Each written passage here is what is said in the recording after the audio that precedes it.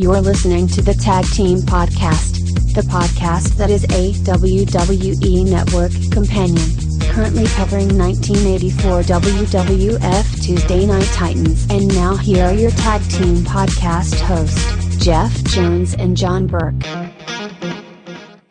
What it is, I'm John Burke. Jeff Jones, how you doing? I'm doing good, man. What you been up to? What you got planned? What's going on? Well, we have a plan to go to the lake this weekend. Ah, the lake. It could be a great time. It could be a horrifying time. This wouldn't be Crystal Lake, would it? It is not. Good deal. It could have been, though. Huh. They could have renamed it. That's a possibility. Oh, that would have been probably good and bad for tourists. I don't know. Just depends what you're out there looking for, I guess. I think as long as you leave at nighttime, I think you're fine. Yeah, it seems to be. I don't know. Tourism. But yeah, we plan on staying for the weekend and hopefully being back Monday or Tuesday. Are you leaving on Friday? We are leaving on Friday. This could still spell trouble. Watch out. I don't think it's going to be the 13th. Though. I don't know. Sometimes it doesn't matter. It could be October, It's July. I don't know. Just watch out for hockey mask and potato bag wearing people that have lost their mom. I will note that, and I will be sure to bring my own hockey mask. That would be a change for the franchise. Very good. I think if he forgets to show up, I think I can stand in. There you go. That worked on too. Give people something to do anyway. Make sure people on their toes. You also might want to bring Corey Felton with you. I heard he's pretty good at taking out stuff like that. I thought he was the one with the psychic lady. I think she did most of the work. I don't know. I think him as a tag team, but I don't know. Maybe not. I don't have those powers though, like she did. Oh, dang, man. I don't know what to tell you. Just good luck and bring slow people with you. Or throw people behind me. Yes, and make sure you're likable. You'll last longer. Likeable? Yeah, I know it'll be a stretch, but... Well, now you're asking a lot. I didn't plan on being social. But hopefully, if all goes well, we will have a podcast from the lake. Looking forward to it. Live on location with the lake. Screams may be included. Ah, yes. That's my major deal. I did pick up Friday the 13th, a video game, a couple days ago. Awesome. And what would you rate that on a scale of 1 to Jason? I'll be a Chucky. That's not too bad, at least. No, it's a multiplayer, online-only game. It's not really like those. I don't like buying something that you can only play online, because your servers aren't going to stay up forever. I feel you on that. I fell for that a couple times before. I got some stuff I never played because it was online and cheap, and then they took it offline, and that's why it was cheap. Yeah, I'm not a fan, but they did real good about doing updates and keeping everything legitimate as they can, so I'm okay with it so far. Well, hopefully it maybe grows, and maybe they'll release a patch where you can play it and it doesn't have to be online. Nah, I think online's the selling point, because you have to work with others to defeat Jason and actually get out of the house, just as they did in the movies. I get enough for working with others at work. I don't want to do that at home. Well, maybe these people will be useful. Jeff Jones, for all your hate email, did they Tag Team Podcast? Look, I'm just saying. Oh. Yeah, anyway, I didn't say that. We can move on. All right. Episode 10. Previously on the Tag Team Podcast. Tuesday Night Titans, Episode 10. We open up with Vince McMahon and Lord Alfred Hayes. And Vince McMahon says that Lord Alfred Hayes curbed Winston Churchill's dog. Wasn't really sure what that meant. It is interesting, and you'll have to have listened or listen to the episode to figure out what that means. Teaser. Next, we had Iron Mike Sharp versus Steve Gray as a go-to match. Special ending on that. And we do learn about Steve Gray as well. And then next we move to Iron Sharp joining the TNT set with Vince and Lord Alfred Hayes. And we do see that he is supporting those 20-inch baby pythons. And we do learn that he needs some python powder to get those babies on up. Not as up as Hulk Hogan. Next, Amy McMullen joins the set, and she is our news editor and decides to write nasty things about Mr. Wonderful. We figure out Mr. Wonderful's real name, and we find out that her next target, or her next article, is going to be Jesse the Body Ventura. Next, we move to a match with Ken Patera versus Tony Guerrera. Not sure how they got those two together. Patera, Guerrera, the rhyme. It's mainly strength versus agility in that match. Next, we get to see our favorite, Big John Studd, join the TNT studios. And cheers of the crowd were of Andre, not so much of Boos or Yays, which was very interesting. And then they cut to a match with Big John Studd versus Bob Marcus. And if you don't know who Bob Marcus is, we didn't either, but he did sell very well for Big John Studd during the match, which obviously Big John Studd beat him, as he was 2 times as tall and 2 times as big as Bob Marcus. Next, we move to Lord Alfred Hayes and the viewer mailbag, which this this one was not as violent as the other. After that, we had George Scott join the TNT set, and he is the nostalgia part of the segment. And we learned that he had been wrestling since he was 13, and that he did it professionally finally when he was of age as of 18. Next, we had Cowboy Bob Orton join the TNT set, and he did not have a cast, but he did have Chew, so I guess that makes up for it. And it does show a match with Cowboy Bob Orton versus Pat Patterson. And Vince did say that Cowboy Bob Orton did have a little bit of Pat Patterson's trunks in his hands, almost as if he took them off. And Cowboy Bob Orton replied with, "Yep," and I put them right back on. Nothing going on there. As you laugh for no reason. Next, Cowboy Bob Orton shows us how to saddle a horse as he brings his horse on stage. And after that, we see that Lord Alfred Hayes is a natural John Wayne, has managed to get Lord Alfred Hayes up on the horse, and Vince McMahon gets more than his fill. Next, we have the WWF review segment with a bunch of different clips, and mainly it was focused on B Brian Blair. Next up, we have our favorite boat maker, Salvatore Bellomo, and he is still...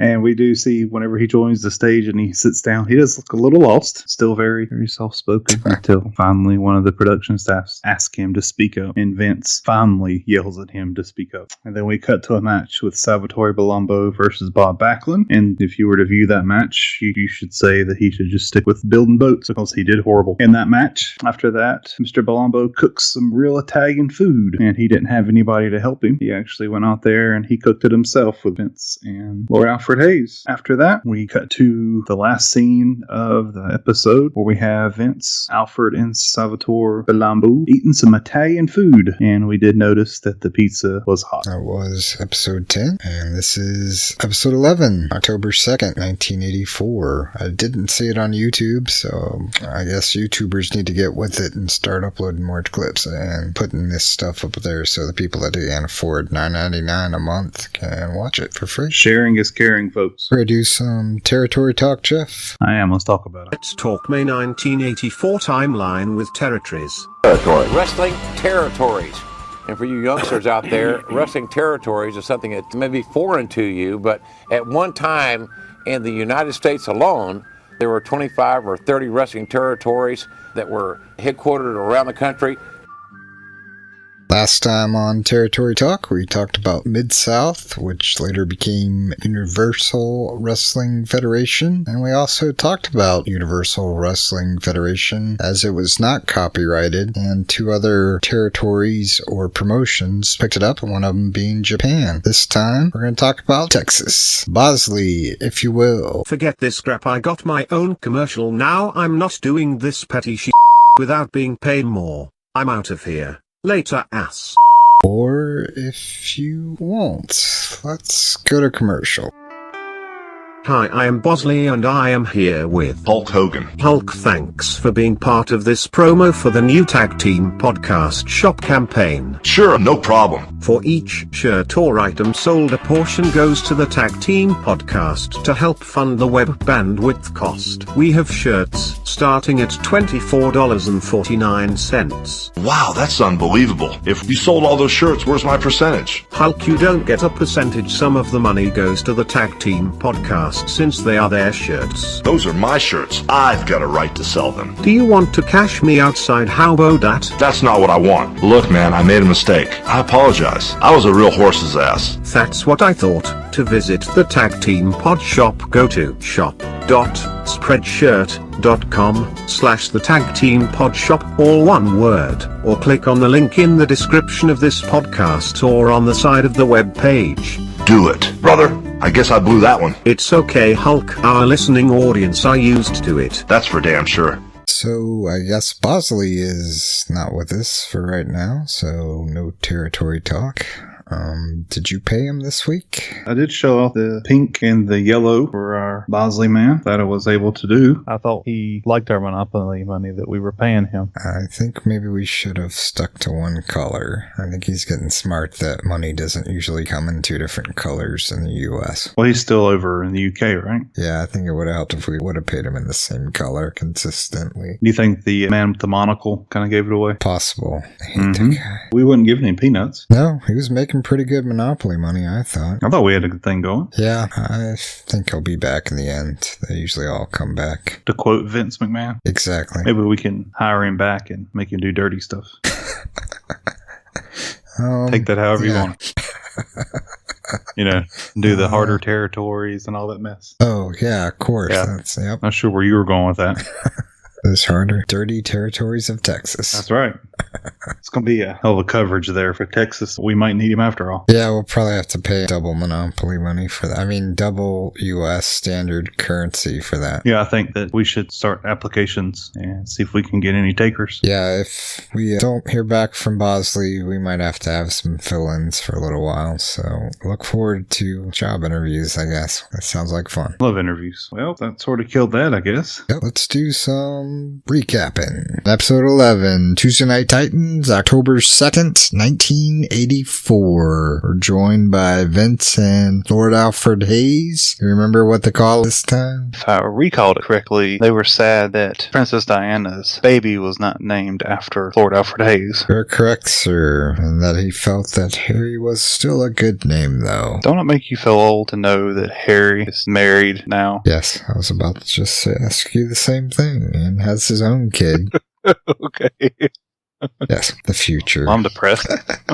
Thank you for joining the Tag Team Podcast. I'm John. And up first on the red carpet of TNT, we actually go outside the studio for a change. It's Mean Gene and future down the road of the segment, Adrian Adonis, going off to Murdoch Land to visit Murdoch's side of the state. Go out there in Texas. Good old Mean Gene to the rescue. Mean, I'm always lost. Can't wait for GPS to be invented, Gene. So we get out and we see Mean Gene at the first stop that he makes, because it appears he gets out there and he does get lost. It's a big ranch. I'll give him credit for that. And I guess it is easy to get lost. We see that he's asking for directions if he knows who Dick Murdoch is and where to find him. The guy says you need to turn around and go the other way, that you went too far up. And I believe Mr. John Burke has found a couple errors in this first scene already getting started in Tuesday Night Titans. A little bit of continuity. If you look on our webpage, you will see there's a microphone that just comes into play. So it just kind of breaks the belief, makes you disbelieve when you kind of see a microphone nudge towards Mean Gene so you can hear him ask the question. So you just gotta have to ignore it and move on, basically. And that we do. And we move to the next stop, and he asked another guy who was, I believe he was working on the fence. Yeah, it's hired help, apparently.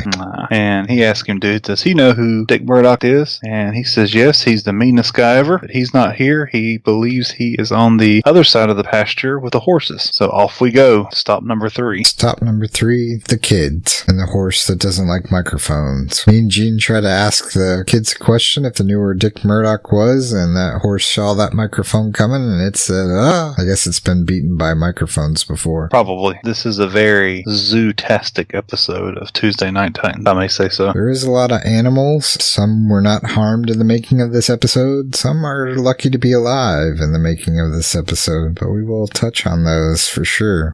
So eventually, Mean Gene does find Murdoch thanks to the kids, and he gets on a horse and does it a little bit better than our next guest, which would be Adrian Adonis. We see him out in the middle of the dirt road, looking lost out there on the dirt road, and we hear him start to say to the camera, "Where am I? No cabs. I'm out of gas. What would I give for a yellow cab? Where's Murdoch? There's the only thing that grows in this place is dirt. What the hell am I doing out here? Cows? There's not even any cows around here. They nags. What I wouldn't give for a subway system now. New York City, this ain't, Daddy. Oh, man. Where are you, Dick Murdoch?" I'm not sure if he means nags or gnats, but I don't know. Either one's pretty accurate, I guess. But apparently he's not much for the country. He wasn't ready. That's what we'll say. That's what I tell a lot of people that try to come to my house. You wasn't ready for the trip.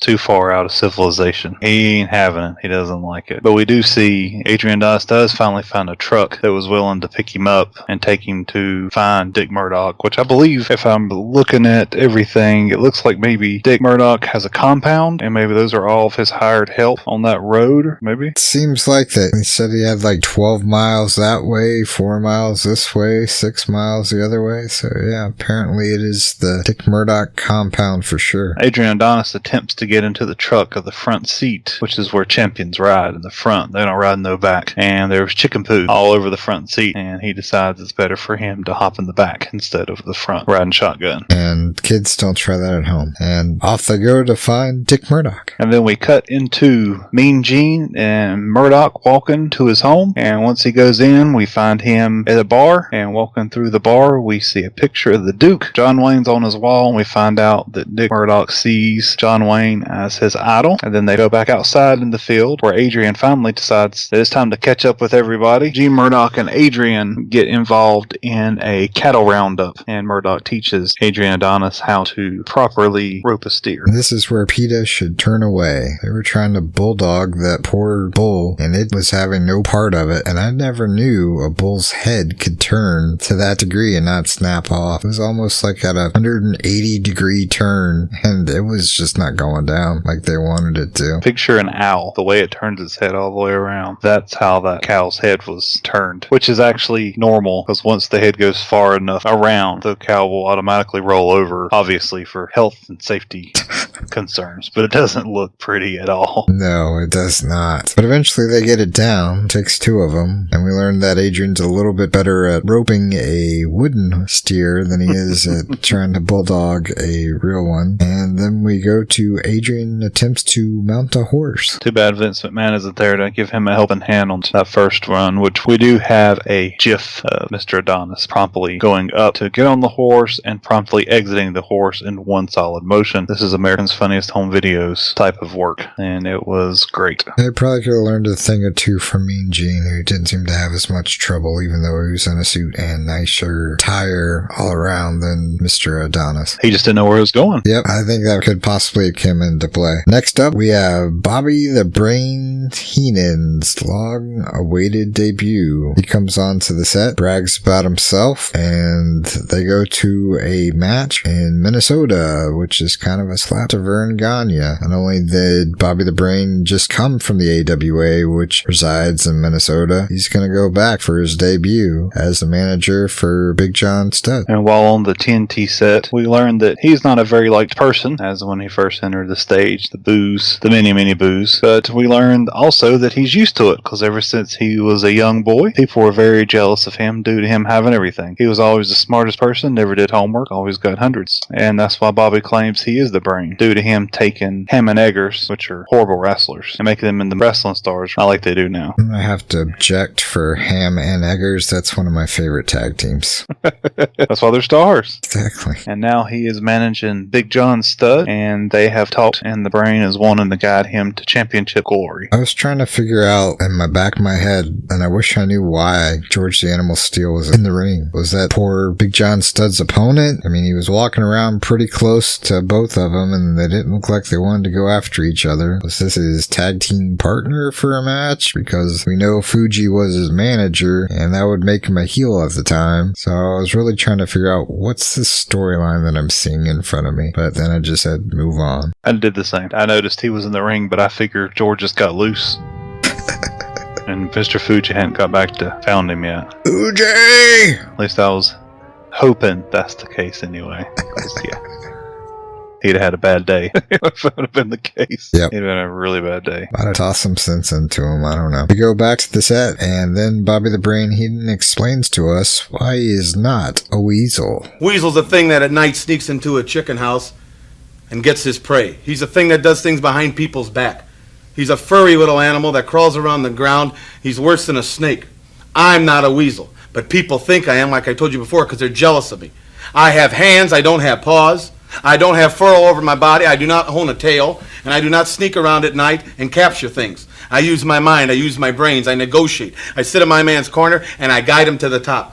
But they're jealous of me. Everybody's jealous of me. You're probably jealous of me. I know you're jealous of me. Famous clip, and it's also on the Bobby the Brain Heenan DVD if anyone ever goes out there and watches that from 2010. I think everything he does is about gold. Pretty much. Good motto to live by, I think. You'd be pretty successful if you go off that. Oh, no, for sure. Worked for Michael Phelps. Bobby the Brain Heenan says he's not a weasel, and that prompts LAH, Lord Alfred Hayes, to do some inspirational karaoke. Half a pound of tuppenny rice, a half a pound of treacle. That's the way the money goes.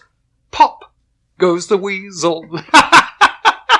And we learned that Lord Alfred Hayes is a fantastic singer up to Paul Vachon almost level. Yeah. And that America stole that song and took some of the words and changed it around and made it fit their culture, as we do with a lot of things. That's what we do. America. Yep, that's what we do. We made it. America.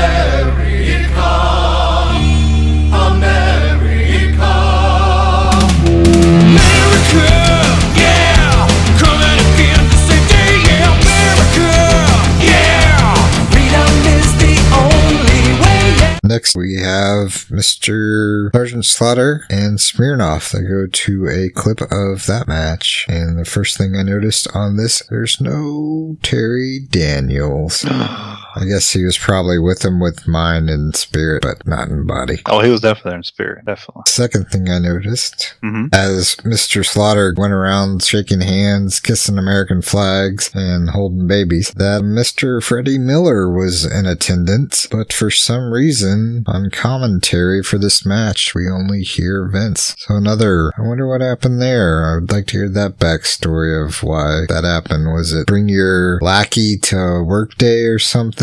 Was he shadowing Vince to see how the WWF wants their matches called, even though he used to work for Georgia Championship Wrestling? And there's got to be a story there somewhere. Oh, I'm sure he just accidentally showed up. It's tomorrow? We don't have time to move you. Just sit here. Hold these. Don't do nothing crazy. I imagine how that went. Also, did you notice what you heard when Sergeant Slaughter did come out? They played out his Marine Corps March song that he likes to do so much. That is right. Maybe that's what Terry was doing. Maybe he was playing his music. Hey, he could be the music guy. Everybody needs a music guy. Yeah. He moved up from flag holder to music guy. Maybe that's how he's there in spirit. Spirit of the music. I think so.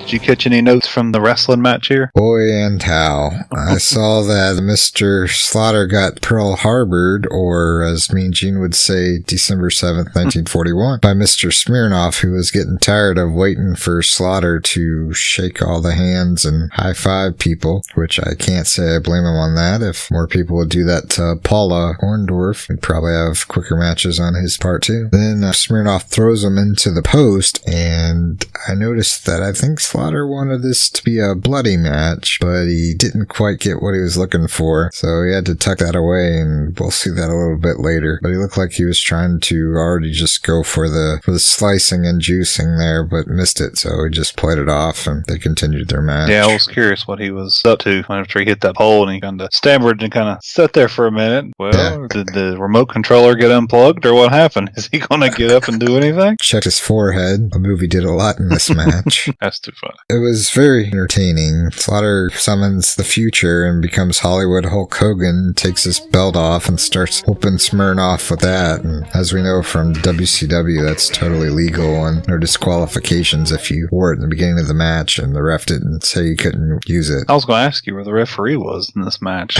I guess he was still over there checking out Cheeto's match. Yeah, he was looking pretty green. He missed a lot of stuff. I think they probably would have let that slide regardless, but yeah, he missed a lot of other stuff on there where he wasn't really up to par. Looked like maybe he was new. We'll give that to him, or hope that maybe he was new. That'll work. Yeah, we'll take it from there for sure. Would you see when Slaughter started making his comeback, he decided to take the American flag from that poor little person out in the ring and start mocking, smearing off with the flag as if we're better than everybody else? How dare you? Terrorists, your game is through, 'cause now you have to answer to America. Yeah, what you gonna do when we come for you now? Heelish move. Let me take your flag and I'm just gonna kiss it and then make Smirnoff look at it as I stomp on him, and yeah. Disrespect indeed. Smirnoff did have some offense. He did. Got a couple of hits with his big Kazakh, and unfortunately it wasn't enough because they did the Sergeant Slaughter cannon, which apparently we've never been privileged to see. Definitely not. He uses the Cobra Clutch. He got the win with that, and then that's when the melee starts and Sergeant Slaughter goes goes again for second blood attempts, and this time is successful after several touches to the forehead to make sure that he is indeed successful. Oh, he got hit with a boot, so that's definitely that. A boot, some would say a blade, a couple of times, maybe 3 that I could count in this match, where he goes down and jerks across his forehead, checks to see. Wiping sweat. Does it again. Sweat, I tell you. But yeah, Smirnoff does get right back up after that cannon, as they've called it, which doesn't seem very effective, because he does manage to get the boot out and start putting the boots to him, as has been said. But undoubtedly they were plastic boots, because Slaughter was able to get enough energy to toss Smirnoff out of the ring like yesterday's trash and tell him America #1. Yeah, indeed. They were not your traditional wrestling boots, because that would take forever to unlace and then finally take it off and then do that. It just slipped right off like Santa's boot or something. I don't know. Maybe Smirnoff needs to talk to the Sheik to get the right kind of boots. Possibly so. He needs to talk to someone, because, I don't think those boots are wrestling legal. I think those boots were made for walking. They weren't made for wrestling. I know that. No, definitely not. Next up, we got B Brian Blair, and he came to give Vince, if you will, a compliment.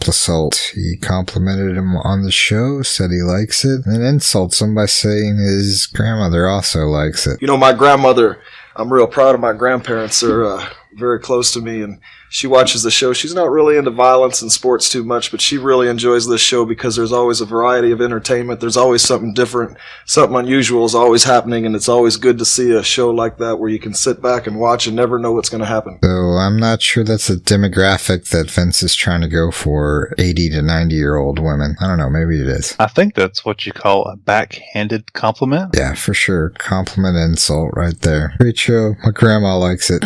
Wow. You know, I actually put it down, but I had a neighbor that looked just like him when I was growing up. Maybe it was him. I don't know. Did he ever have any short shorts that looked like bee stripes that were yellow, black, and yellow, like a bumblebee? No. Okay. No, he was a coach. Probably not him then. But did he coach wrestling? Did he coach amateur wrestling? It's a possibility, because I think whenever they coached baseball and softball, they just kept on coaching. I think it was one of those Twilight Zone episodes you couldn't get out of. You got to do baseball, and then you got to do softball, then you got to do t-ball, and then football starts up, and then soccer's going. So I think it was just an endless loop of coaching. So it's very possible that he may have coached some sort of amateur wrestling in the high school. We'll say then it's plausible that it could possibly be B. Brian Blair as your neighbor then. Very possible. But B. Brian Blair did have the second most entertaining set on TNT Titans. He did indeed. They first go to a match with B. Brian Blair and Spike Humpner, and this is the second time we got to see Mr. Spike. At least this time he gets a win out of it, but I'm sure he didn't feel like it after this match. He was mostly the beating target for the Moondogs until he could finally tag in Mr. B. Brian Blair, who comes in to save his hide and get the win. Do you have any other notes for this? I do. Do you know the rumor of Spike? I'll take that as a no. Not this Spike, no. I can tell you about Spike Dudley, Spike Network, but no, not Spike Humpner. Rumor is, I'm not one to spread rumors,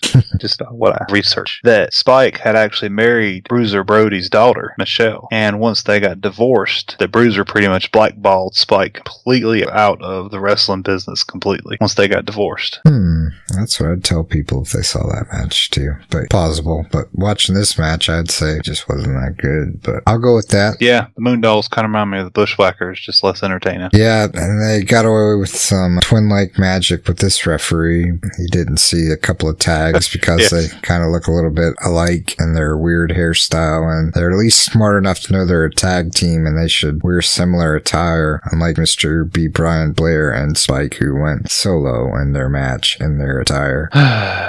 Gotta love them. Yes, traditional match. You had your blind tags. Ref didn't see it. Tag didn't count. Ref didn't see the heels tag, but he still lets them in. And then the late hot tag to the teammate that's been in the corner forever. And he comes in and cleans house and wins with a weird but crazy rope bounce on which the Moondogs miss and hit each other. And that's how he wins. So it wasn't really a great clean finisher type move. It was, oops, we messed messed up and we got pinned. Yeah, there was nothing good or clean about that match. No, not at all. And we get some more retribution after the bell for the heels. Definitely. Break out the bones. But credit to the referee, when you got two Santa Clauses in there, it is hard to keep up with who's who. Two Santa Clauses with yellowish white hair. Not bleach blonde, it's yellowish white. Yeah, I don't hate the referee too terribly much for that. Oops. You know, Brian Blair warned, I was really afraid the way that match was going that he was going to lose and be another. Columbo had the losing match. Columbo had a losing match against Big John Studd, and then, of course, our Paul Vachon also had a losing match. Yeah, but Brie Blair has had the worst of it as far as overall. He's lost to Mr. Paul, I think, twice. I think he might have won one match so far in the tag match. Or B. Blair. Yeah, not getting the good record on TNT. But he does get a chance to redeem himself after the commercial break. In the awkward moment of the night. Very. Well, not the most awkward moment. I did find another one. So we get B. Brian Blair showing us amateur wrestling versus pro wrestling with some of his neutral positions and how the scoring differs and some of the moves that you can do and can't do both and things like that. I had no comment the first little while on this. I wasn't really entertained, I guess you could say, as Seamus would say. We are not entertained. Yeah, there was weird stuff. But toward the end, it got really interesting. Thank God, or thank Brian Blair, whoever. Thankfully, it got very interesting for us, the viewers, as towards the end of the demo, Brian Blair starts talking about how you can't slap and you can't give forearms to the other opponent because it's illegal. And he starts demonstrating the type of forearms and really hits him. Not just the fake stuff you see in the ring, really starts clocking him. And finally, the jobber, we'll call him, or the dummy, gets tired of it and clocks B. Brian Blair a couple times with some, just some love taps, nothing crazy. And then Brian Blair loses his shit completely and throws him into a guillotine pinfall hold. I think that's what Vince calls it. Yeah, he gets the best of him at the end there with his partner there screaming out in pain. Stu Hart style. I think it really started with the figure four. I think that move started the slow escalation up to the 5-stage alarm that it turned into personally. This was Raw. They'd have a match next week, but since this is TNT, we'll probably see B. Brian Blair about 3 weeks from now. Maybe. But yes, that would have been a good storyline. Yep. Where's Russo? It's material. You and Jim Cornette both want the answer to that question. Next up, moving on, we have mailbag time, and no co-hosts were hurt in the delivering of this mail. Thankfully, and he does catch it, but I believe you see a hand it being tossed out whenever they do the mailbag segment, and I believe it's none other than Nolan Ryan, the pitcher for the Astros Rangers. They did both. Good job, Sports Reference. Yeah, touchdown. Look at that. No sports here. Right? I used to have their baseball cards. That's the only reason I know. But I do believe Nolan Ryan was throwing that mailbag because it did come pretty quick at him. But luckily, no co-hosts were injured, even though Vince McMahon said he does believe that Lord Alfred Hayes is used to taking it on the kisser. Kayfabe. I was just going to let that go, along with the flower from the last episode. So first question that the writers came up with is the viewer saw Don Morocco on TNT with Mr. Fuji and wanted to know if that is his new manager. And Vince says Fuji's manager, and that Don Morocco hasn't been on TV because he was in the Middle East where he's a big hit at. Yes, I believe Morocco, they were on tour. Touching on what you were referring to, I believe he said that Morocco was on tour in the Southeast. Once he come back, that he had enlisted Mr. Fuji as a manager, and I believe that was going to be a killer combo. As long as Don Morocco dodges the chairs, I think he'll be fine. And moving on, question number 2. Writer asks that the WWF champion, we love to see, Hulk Hogan, was on TNT talking with Wendy Richter, and they're wanting to know, is there any romance between them, or is that just Hulkamania running wild? I had to scratch my head wondering what Hulkamania running wild meant, or what exactly they were referring to. Drugs. Not sure, but Vince says that he doubts that there's much romance due to the time apart that they have and all the time that they dedicate spending on their careers. That probably would likely not happen. And once again, we're gypped in the mailbag segment with only 2 questions. Keep on watch and see if this becomes the new trend or not. Have no fear, there is extra questions in this episode. I think if Alfred gets hurt, there's more questions. There you go. Make him suffer, even though he's not an American. There's more reason. Next up, we have Buddy Buddy Rogers with our nostalgia segment. He joins the TNT set, and I believe we have a clip from Lord Alfred Hayes. Yes. Explaining a little bit about Buddy Rogers. All his title accomplishments. I took the liberty of jotting down one or two little things here. Sometimes I do this. Do you know that Buddy Rogers held more zone championships than any other professional wrestler? Just read these out. Pacific Coast champion, East Coast champion, Texas State champion, Rocky Mountains, Southern States, Canadian heavyweight champion. He also held the U.S. heavyweight championship for 11 years, and in the very beginning, he was the only wrestler ever to hold the WWF and the what is that? NWA titles at the same time. NWO Alfred for life. I think that was a jab at the NWA. What's that other organization that's out there? NWA Alfred. A for Alfred. Get your together. F for effort, yeah. Did you notice that the same piece of paper that he was reading the questions was also the same piece of paper that he had written that little spiel? Yeah. Maybe a viewer wrote in and said, hey, if you guys ever have Buddy Rogers on, here's a list of his accomplishments. Just thought you should know. Here's some trivia you could share. Yeah, exactly. Apparently they only have one notepad up in Stamford, Connecticut, and it's the same one they use for everything. That's all they need. And we also learned that he was an 11-year reigning heavyweight champ along with that as well. I don't know what zone or where at, which territory he did conquer. I didn't get that far into the research on it. He also says that if you're not dedicated, then you ain't gonna make it, especially in wrestling, but it does apply to anything outside of wrestling or anything you do in your life. You have to be dedicated. He talks about how other people had asked him about how to be a professional wrestler. You know, what can I do? What things do I need to do? What do I need to study? So he has actually decided to open a wrestling camp to help those wanting to start the wrestling lifestyle. And to make a supplement income. Oddly enough. But he mentions about rearing pro wrestlers. And guess what we have coming up? And wouldn't you know, his son, speaking of rearing, is actually in the audience and asked him to come up on stage to demonstrate what dedication can really look like and what dedication can do. Shows him off like a piece of cattle. Where's Adrian Adonis when you need him? Oh.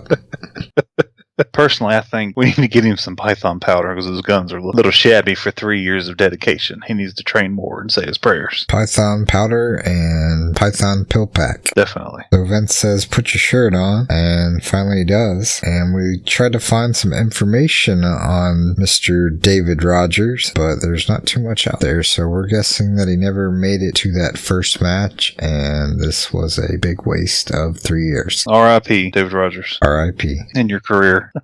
So next up, we have one of my favorite matches that TNT has decided to bring to my eyes, and that's Dr. David Schultz versus Steve Lombardi. Or Dr. D versus Brooklyn B. Of course, we know how this is going to end up. It was an all-black tights event, we should point out, too. Wear your black tights at this one, because if you don't, then you're not wrestling. We were treated, I think this is the first appearance on TNT of Bruno Sammartino on commentary, along with Vince McMahon.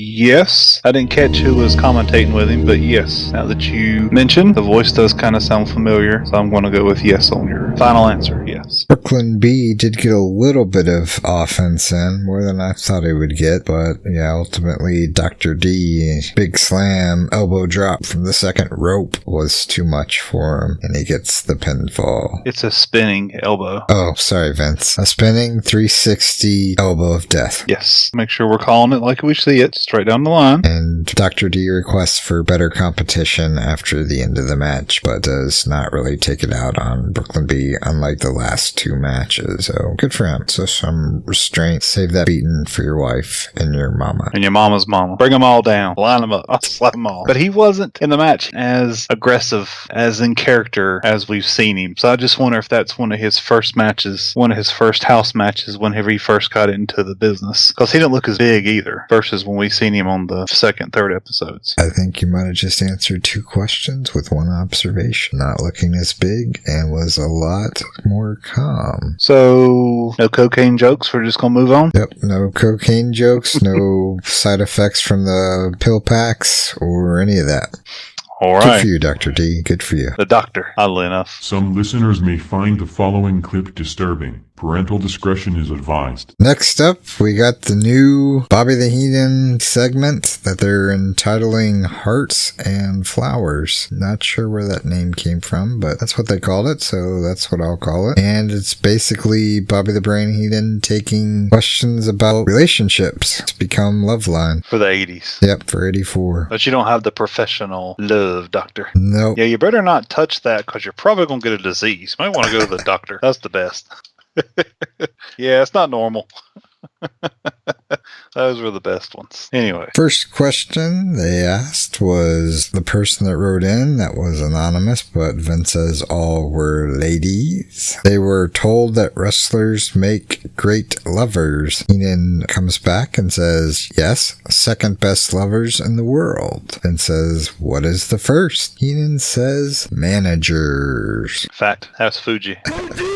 Fuji, no. Second question that comes up. Husband is refusing to make love to her anymore, and she didn't understand why. She thinks she's still attractive despite being 69. Not sure if that was a double entendre or not with that number, but that's the age she gave. And she wanted to know if he had any advice. He said that's a fair number, that she needs to hop off her rocker, rip off her wool shawl, take the bun out of her hair, get the corrective hoses off, and get some nice cologne on, the industrial stuff, and get the guy's attention and motivated. And he says maybe even some liquid wrench would work. And I agree with that. This next question brings up our blooper segment of TNT that we're now getting introduced to between the last episode and this one. TNT. My husband has a 6-inch scar on his face that really turns me off. Since most... Bear with me. Since most wrestlers have scars, perhaps...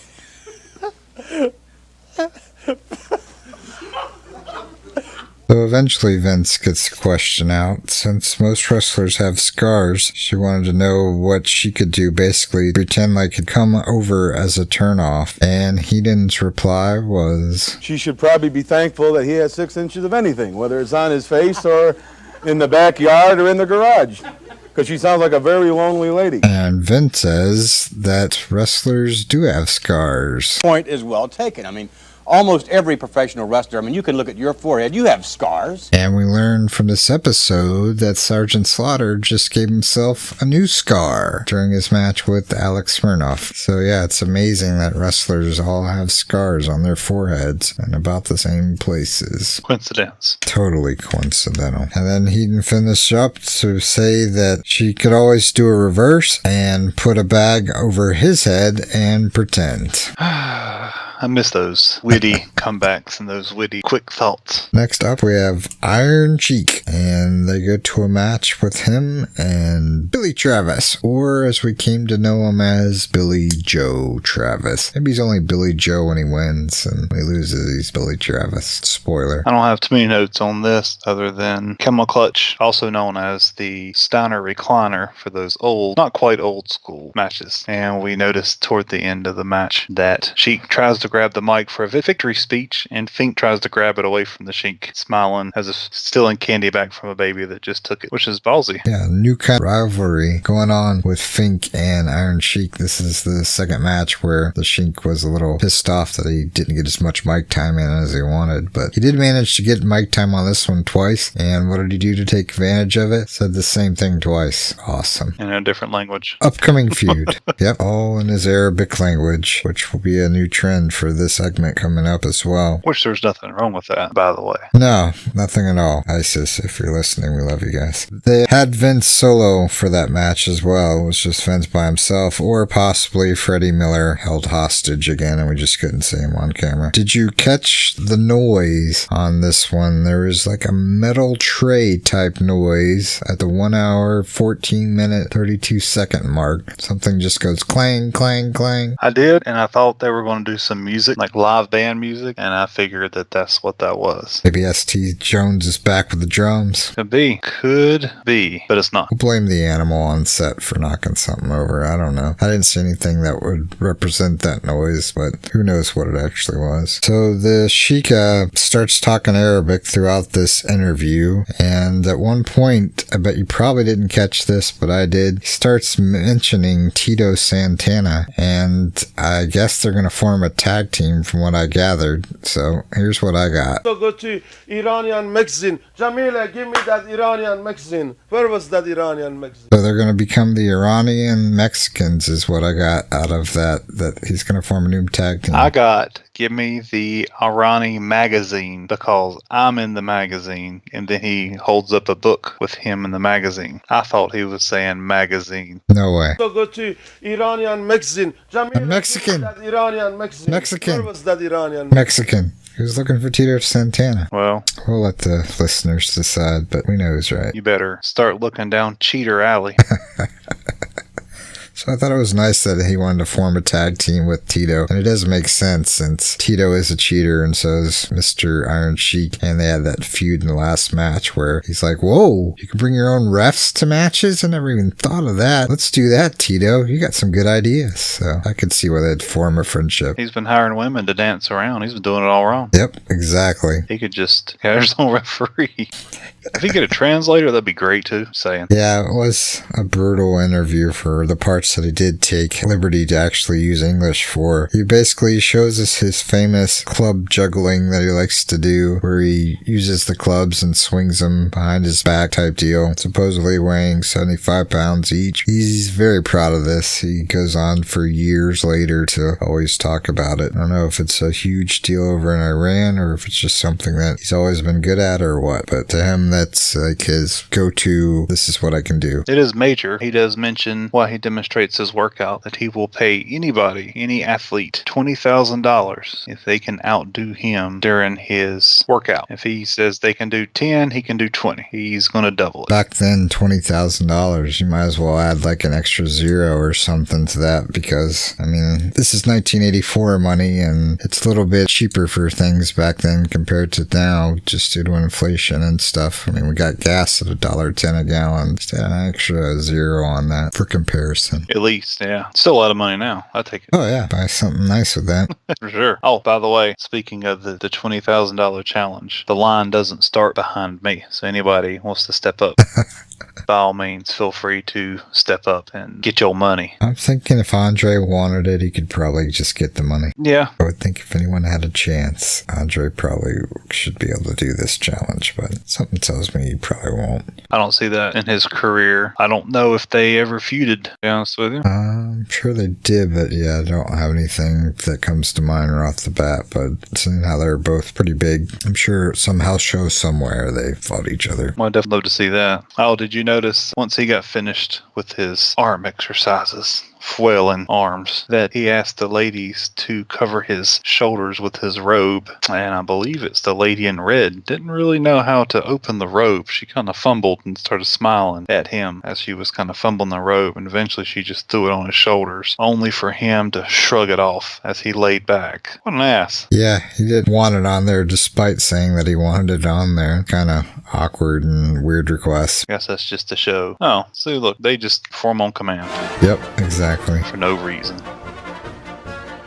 They're his pets, much like our next introduction, which was Claude, or as in Arabic, some long name that apparently means Claude. I don't know. Claude is a camel, and Mr. McMahon doesn't really care for it seems, too much. I thought, personally, it was pretty impressive, at least in the beginning segment. It just stood there and didn't do anything, so it looked pretty good. But yeah, as the segment wore on, I think Claude was ready to take it home and started acting up a little bit. Yes, I agree. Vince was not happy. Lord Alfred Hayes, however, wants to make it into a suit and put on the camel skin, so he's all down for some camel. That was the awkward moment I was referencing earlier when he said, Sheik, do you think this would make a great suit? And Vince had to quickly intervene between the mighty Sheik and Alfred Hayes. How much do you want for suit? Because I don't think he was very happy about him talking like that. We find out that it is his companion, is one of his best friends, as they had worked and trained together together ever since he was small. And she talks about some other training. Apparently he trains in desserts.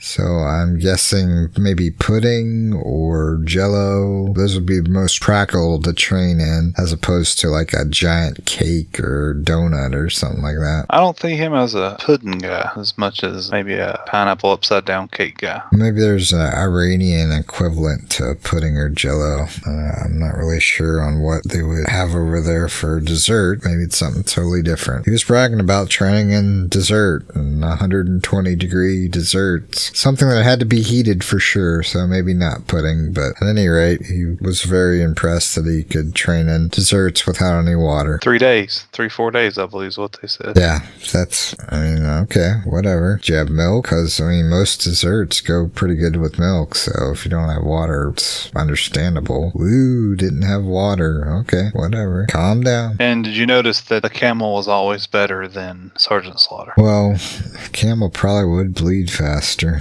but True. Yeah, I'm guessing it would probably be a fair fight, camel versus Slaughter. I wouldn't put Slaughter down to say he's not as good as a camel, but I'd pay for that. All right, fair enough. I respect your enthusiasm. The blood comment was a little interesting. Kind of threw me off guard. Camels bleed. Little known fact, camels can bleed. They don't mess up their gigs. Lastly, we have our weekly review, which they might as well just call the Beefcake segment, because it was all about Brutus the Barber Beefcake, and about 3 different matches of him, all a gypped format, of course. First, we get Beefcake versus everyone's favorite TNT superstar, Chief Strongbow. And as you can imagine, it was a interesting finish. It looks like a pretty sloppy clothesline, and that brought it home. Vince Solo on that commentary I could catch in that little small segment that they gave us. Next up, we had Brutus the Barber Beefcake versus Jose Riviera, and that was Tony Guerrera on commentary with Vince. And he does, if anyone remembers Earthquake from the 90s, he does a big slam, which the ref's like, okay, I'm gonna go down and count this, and he gets back up. The ref's like, oh, he's not pinning him. And then he does a big earthquake off the rope, sits down on his opponents. Not really the greatest looking move for a guy that doesn't weigh as much as Earthquake did. He was tipping the scales at probably about 360, 400 pounds. But Beefcake's gonna own it, because in her next match, he is facing Tony Gurria, and it's Vince and Moscow on commentary. I remember that because those same kids that were so enthusiastic in the Big John Stud match in that arena are just as equally enthusiastic with Beefcake and look like they'd like to be anywhere else other than where they currently are. So he does the big slam on that one, and the ref also thinks, oh, he's taking it home. Oh, he's not. Let me get back up. No one saw that. And once again, Beefcake does the off the ropes earthquake sit down move, and it looks equally as unimpressive as it did in the last match. But he somehow secures a 1-2, and Gurria is left to keep looking for little boys.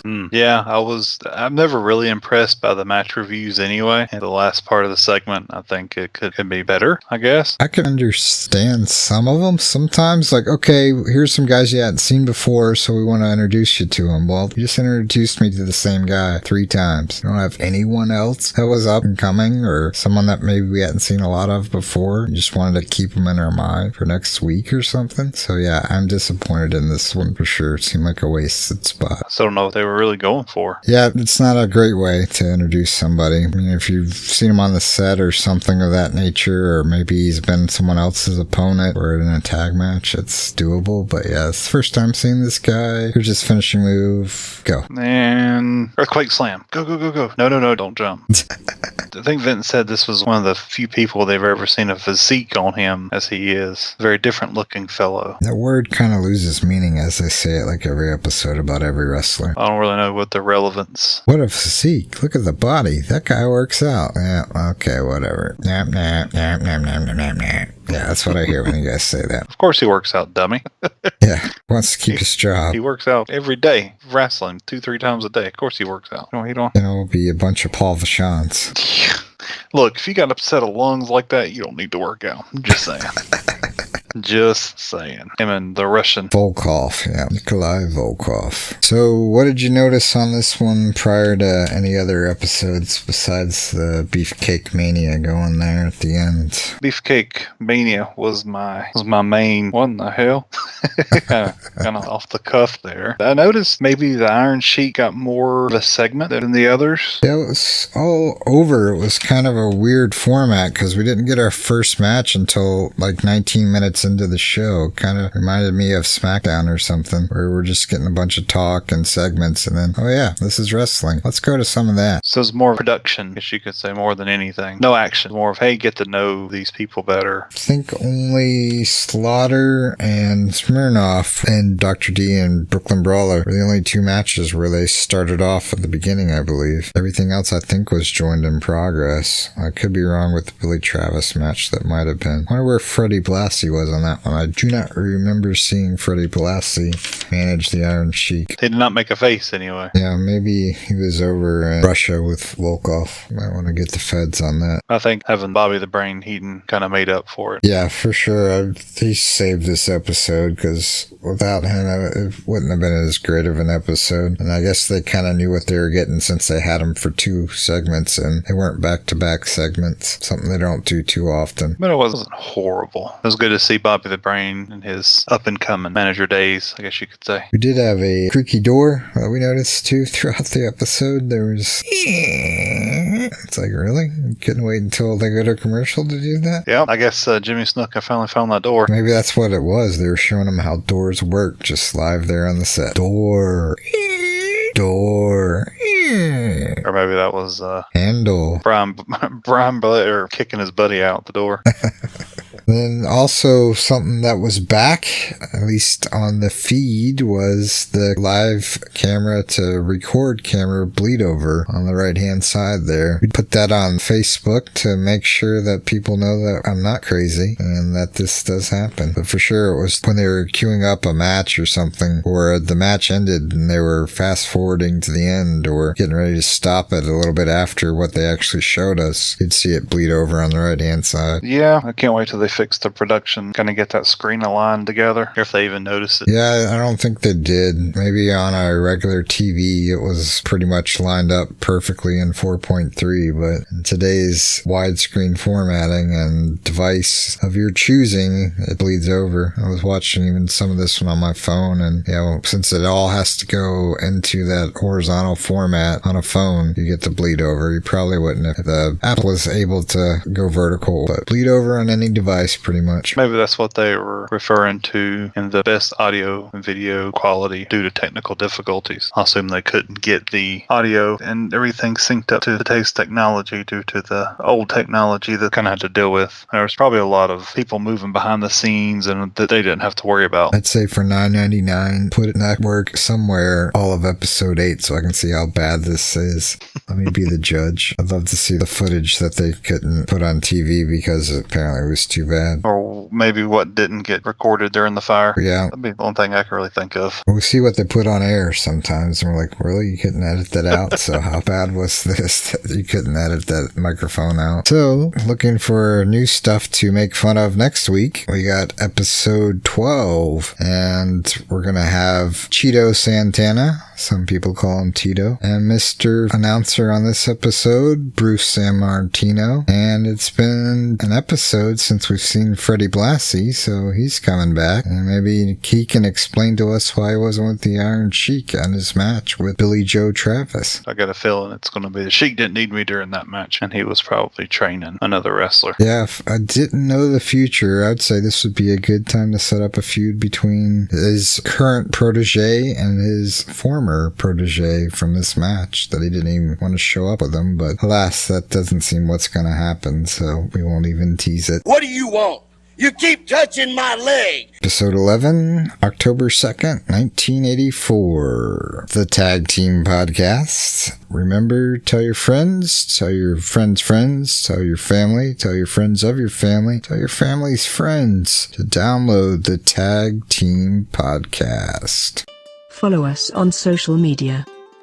On Facebook, facebook.com/The Tag Team Podcast. On Twitter, @Tag Team Podcast. On Google+, The Tag Team Podcast. Email us at thetagteampodcast@gmail.com.